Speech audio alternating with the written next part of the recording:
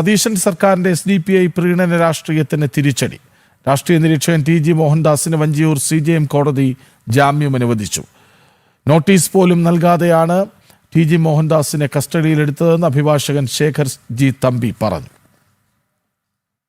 UDF സർക്കാരിന്റെ പ്രീണന രാഷ്ട്രീയത്തിന് കനത്ത തിരിച്ചടിയാണ് ലഭിച്ചിരിക്കുന്നത്.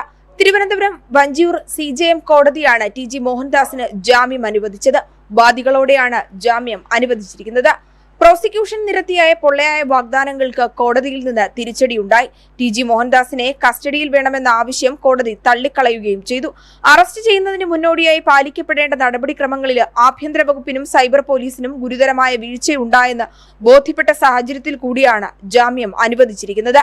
നോട്ടീസ് നൽകാതെയാണ് TG മോഹൻദാസിനെ കസ്റ്റഡിയിലെടുത്തതെന്ന് അഭിഭാഷകൻ ശേഖർ G തമ്പി പറഞ്ഞു. ഇവിടെ നോട്ടീസ് സെർവ് ചെയ്തില്ല, സെർവ് ചെയ്യാതെ അയാളെ വീട്ടിൽ പോയി അറസ്റ്റ് ചെയ്യുകയായിരുന്നു.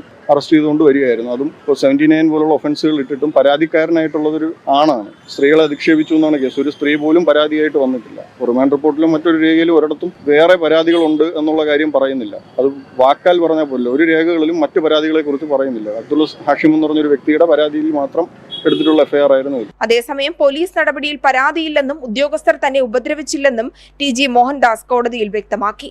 ഇതോടെ അന്വേഷണവുമായി സഹകരിക്കുന്നില്ലെന്ന പ്രോസിക്യൂഷന്റെ വാദവും കോടതിയിൽ പൊളിഞ്ഞു. SDPI അനുഭാവ സംഘടനയായ യങ് ഡെമോക്രാറ്റിന്റെ ഓർഗനൈസിംഗ് അംഗം അബ്ദുൽ ഖാസിം നൽകിയ പരാതിയുടെ അടിസ്ഥാനത്തിലാണ് അറസ്റ്റുണ്ടായത്.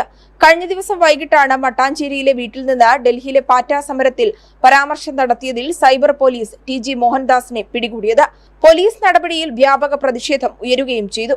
UDF സർക്കാരിന്റെ വീഴ്ചകളിൽ ഉയരുന്ന പ്രതിഷേധങ്ങളുടെ ശ്രദ്ധ തിരിക്കാനുള്ള നീക്കമാണ് അറസ്റ്റിലൂടെ നടപ്പാക്കപ്പെട്ടതെന്ന വിമർശനമാണ് ഉയർന്നത്. ജനം, തിരുവനന്തപുരം.